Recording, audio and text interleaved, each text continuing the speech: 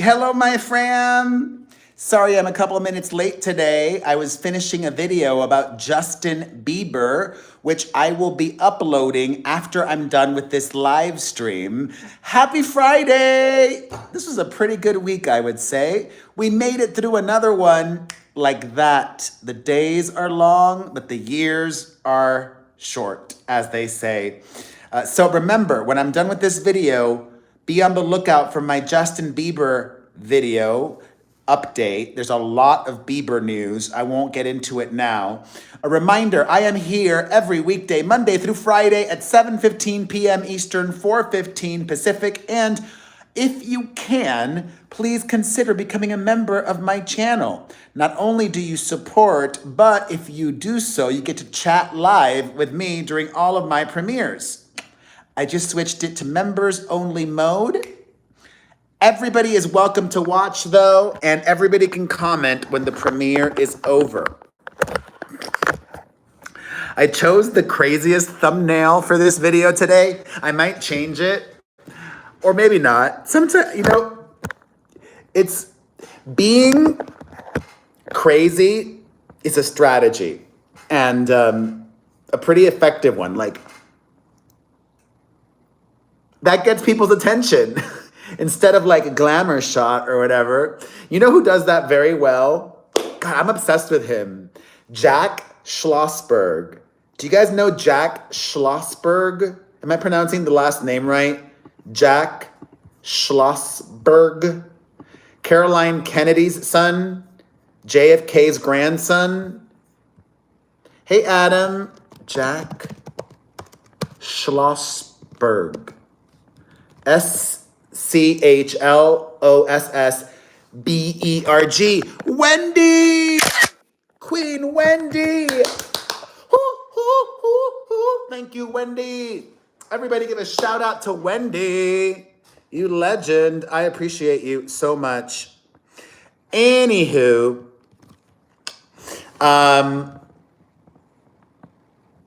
TGIF. All right. Let's start off with some positive news today. Congratulations to Ariana Grande. So impressive. She, with the re-release of her album. This is so crazy. Ariana already released an album with a previous version already having more songs. Now this version has even more songs, and it's going to debut at #1. Congratulations. It was not predicted initially. It was expected that Playboy Cardi would get yet another week at #1. Last week, he prevented Selena Gomez from debuting at #1. This week, he's racking in another impressive 91K, but Ariana is moving 137,000 units to debut atop the Billboard Hot 100. So kudos to her. All right. You probably are about to hear this for the first time. Hey, D. I literally saw breaking news just before going live as I was finishing up my Justin Bieber video that I'm going to be showing you all after this. I'll upload it in a little bit. This is the headline. TikTok deal put on hold after China indicated it would reject it over tariffs, sources say.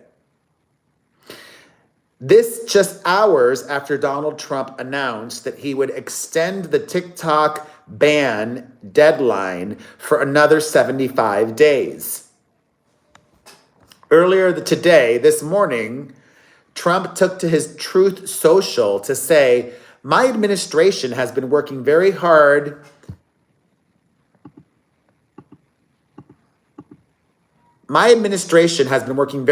on a deal to save TikTok, and we have made tremendous progress. The deal requires more work to ensure all necessary approvals are signed, which is why I am signing an executive order to keep TikTok up and running for an additional 75 days. Hey, Reese. We hope to continue working in good faith with China, who I understand are not very happy about our reciprocal tariffs. Parentheses, necessary for fair and balanced trade between China and the USA. This proves that tariffs are the most powerful. Sorry. Fudge. I was looking at it on a video. The video keeps freaking moving. Whatever. Anyways. Okay, this proves that tariffs are the most powerful economic tool and very important to our national security. We do not want TikTok to go dark. We look forward to working with TikTok and China to close the deal. Thank you for your attention to this matter. Well, hours after Donald Trump posted that on Truth Social, Reuters is reporting, quote, a deal to spin off the U.S. assets of TikTok was put on hold after China indicated it would not approve the deal following President Donald Trump's tariffs announcements this week, according to two sources familiar with the matter.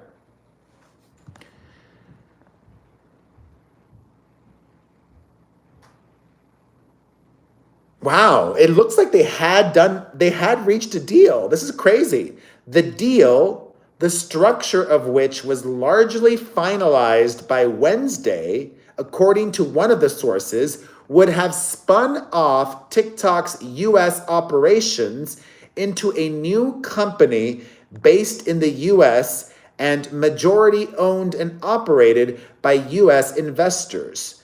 ByteDance would hold a position of less than 20%. The deal had been approved by existing investors, new investors, ByteDance, and the US government, the source said.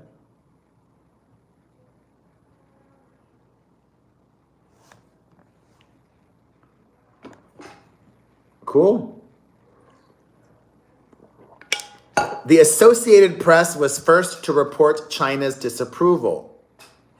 Wow. Well, okay then.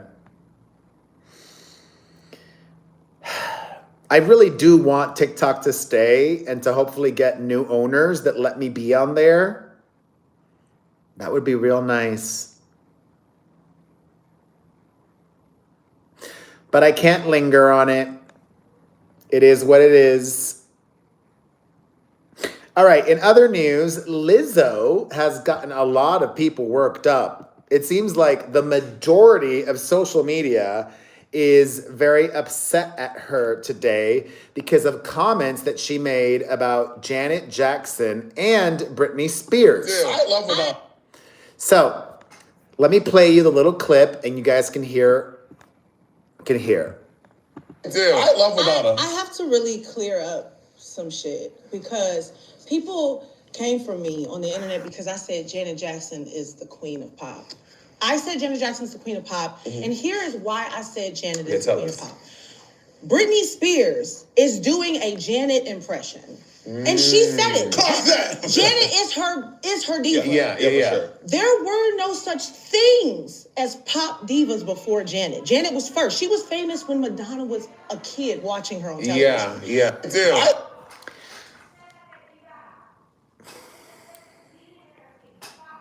First of all, pop divas existed before Janet Jackson.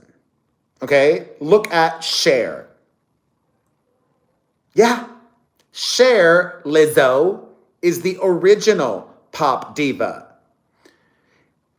Is there one before Cher? I mean, I guess you might even compare.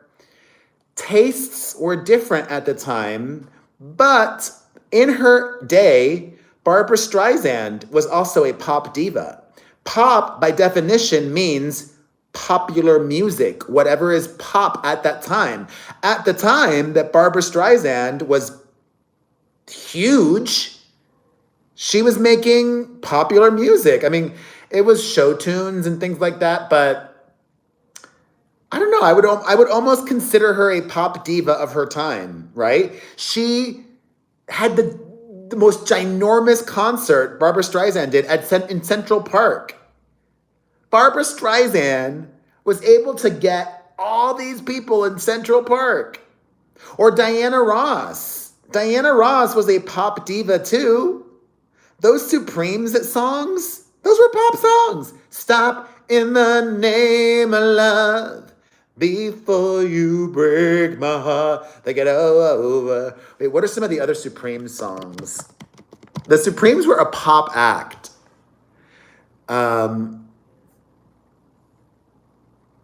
Baby love, my darling, oh, babe, oh, you can't hurry, love, oh, you'll just have to wait. Oh my God, all of those, stop in the name of love. That's a pop song.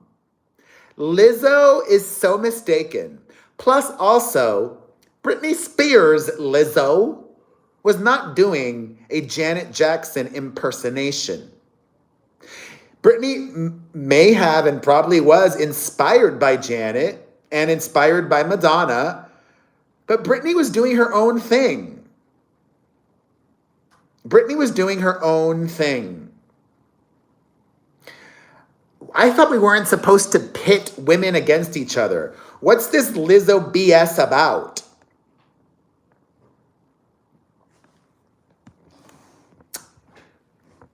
I don't even think Janet Jackson fans are happy today because they're like, leave Janet out of this. Don't drag Janet. You know, you're making people hate on Janet, Lizzo. Whatevs.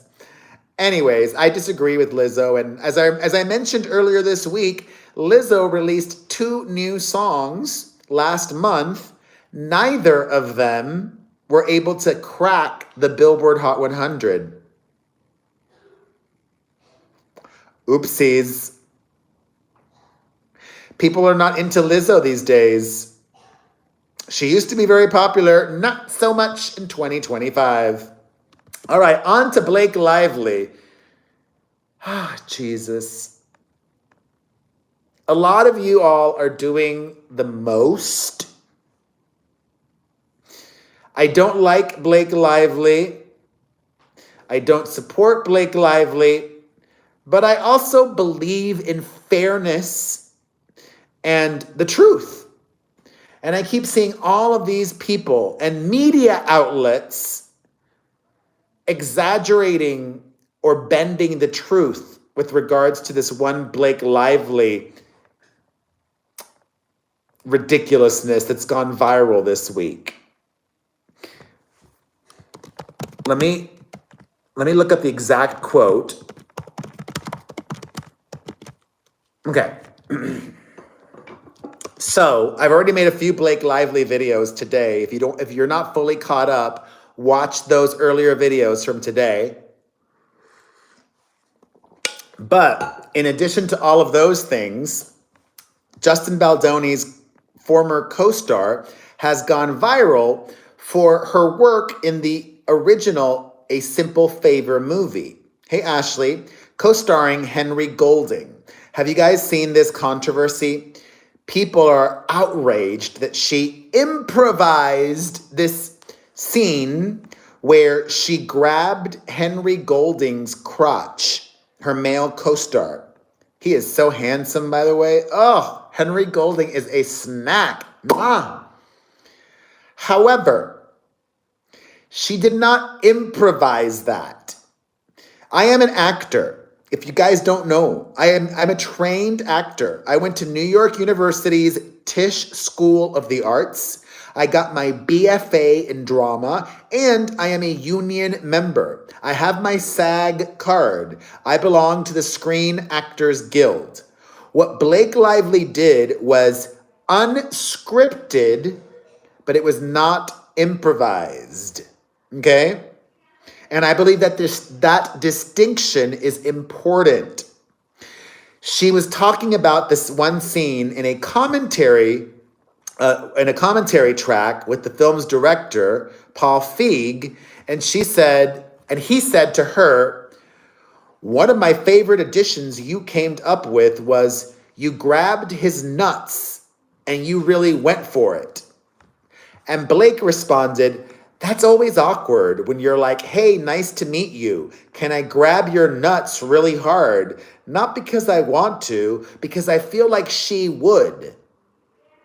So that means she had a conversation with Henry Golding about what she was going to do in that scene.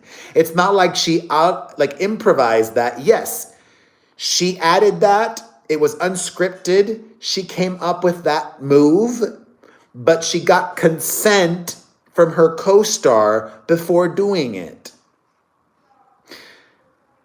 You don't have to like Blake Lively, but there's no need to make up things or exaggerate the truth, or don't be a Blake when calling out Blake. Ooh, ooh. Mic drop.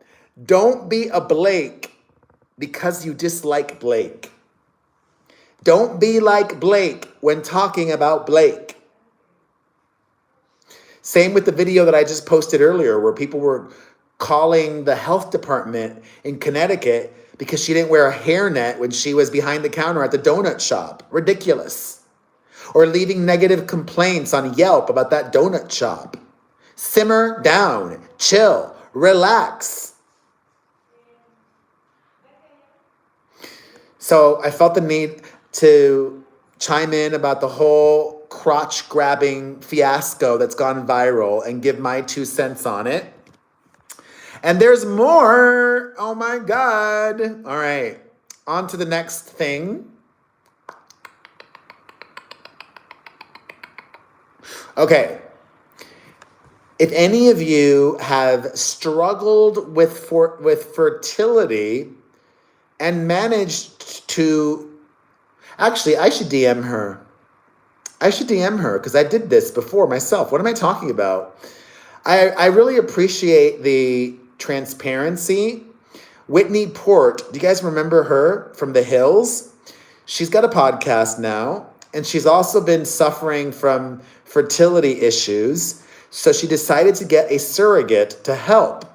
However, she revealed that her surrogate recently had 2 miscarriages. That happens. That happened with both of my daughters. All 3 of my kids were born thanks to amazing surrogates and an anonymous egg donor. The same egg donor, different surrogates. My son was the only time that we got pregnant with the first try. Both other times, the pregnancies did not take. However, I was very fortunate, very blessed that I had a lot of embryos to attempt with. My advice to her, though, is implant more than 1. I knew that I was taking a risk because if you just implant 1 embryo, you'll get a lot of miscarriage, or it won't take always. However, I do believe that the math is more like 1 + 1 = 3. The chances of getting pregnant with at least 1 embryo are much greater than 50% if you add 2 embryos. And you might have twins, but hey, a blessing. So Whitney Port, if you're watching this, or I'll just DM you, my advice to you is do another round of fertility drugs and get more eggs and fertilize them and all of that. Get a new surrogate and implant 2. Okay? Also, this was really interesting. A couple of film items. Michelle Williams was just a guest on Watch What Happens Live. And Andy Cohen said that that's one of his 2 favorite movies. And then Andy said that he was upset Andy Cohen told white Michelle Williams that Brokeback Mountain is one of his top 2 films of all time. He asks Michelle Williams, Heath Ledger's ex, if she knew the impact the movie would have on people at the time. She says she did because grown men were crying when they saw the film. Andy said he was upset that it lost Best Picture. I mean, Crash Is that what won? He said. Williams replied, I mean, what was Crash? Ooh. I didn't expect Michelle Williams to be a little sassy like that. I like it. Additionally, her new show, Dying for Sex, I think that's the title of it, is out now. So if you're a Michelle Williams fan, check it out on FX and Hulu. And finally, I see the future of Hollywood, and comedies are going to make a comeback. Comedies are making a comeback because people aren't going to the movies like they used to. So Hollywood is going to start cranking out more budget-conscious films. You know, big budget movies, but not like these monster budget productions, such as the Naked Gun. I do currently have one. It's your.showbiz.buddy. Your.showbiz.buddy is my latest TikTok account. Beverly! Bless you, Beverly. You legend. Thank you, Beverly. Anyways, my new TikTok account is your.showbiz.buddy. Anyways, they have remade The Naked Gun. Remember that one where, what was that guy's name? Leslie something? Wait, was that guy's name Leslie? Leslie Nielsen. Leslie Nielsen. He passed away. And now they've remade it, and Liam Neeson. Wait, isn't that crazy? Leslie Nielsen, Liam Neeson. What the hell? Liam Neeson, Leslie Nielsen. I'm easily amused. That's crazy. Oh my God, this is crazy too. Liam Neeson is 72 years old. Wow. 72. Wow. Anyways, this is definitely not going to be taken, that's for sure. But I watched the teaser trailer for the new Naked Gun movie, and it looks so good. Check it out after my live is done and tell me what you think. And in 30 minutes, I'm going to upload I'll schedule it for 8:15 p.m. At 8:15 p.m., I'm going to upload my video on YouTube about Justin Bieber, okay? So come back for that in 30 minutes. Hey, Scorpion Warrior. All right. Any questions, comments, concerns, observations, anything you want me to talk about? Any advice you need? Anything you want to get off your chest? Oh my God, I'm wearing a Britney shirt. I was talking about Britney earlier. Britney and Madonna from the VMAs, and what year was it? 2008? 2006? Something like that? 2004? I don't remember. I have so many Madonna t-shirts. It's crazy.